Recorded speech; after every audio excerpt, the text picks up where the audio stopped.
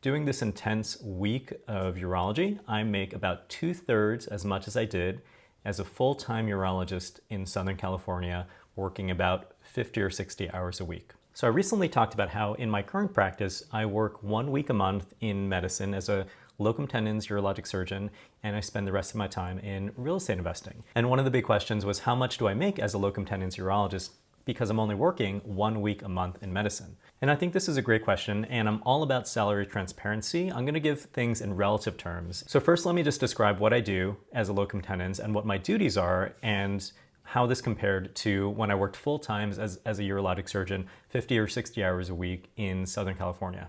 So as a rule of thumb, you're going to find that positions as a locum tenens are going to be more highly compensated per hour than a regular employed position. And this is for a few reasons. I would say one of the main reasons that it's more highly compensated is inconvenience. So as a locum tenens right now, I travel from Memphis, Tennessee, and I take 2 flights because there's no direct flight, and I have to take 2 flights to get to Ohio. From there, I drive about an hour, and then I get to my hospital, and then I'm staying in a hotel. And I'm away from all the conveniences of home. I'm away from my family. So I would expect that a job that requires that does compensate higher than a normal job. And as soon as I start my shift, for 7 days straight, I'm on call. So that means that if there's a patient emergency in the ER, or if it's after hours and the patient's at home, or if there's an emergency on the floor and someone needs an emergent consult on the floor, or even in the operating room, I am expected to be available and take care of that 24/7 for 7 days straight. So one of the major things that the hospital is paying for is availability,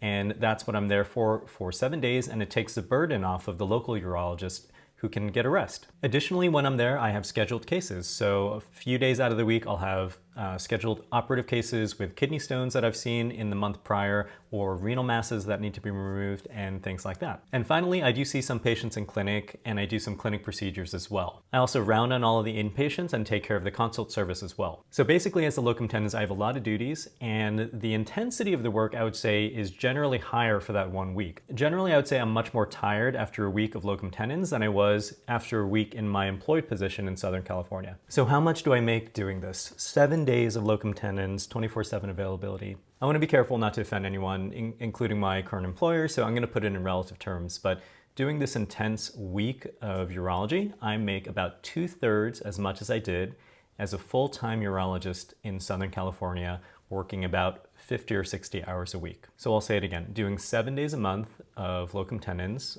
for the full year, I expect to make about 2/3 of what I did as a full-time urologist in Southern California. So some other caveats. When I was a urologist in Southern California, I was employed, and generally when you're employed, that caps the amount that you're able to make.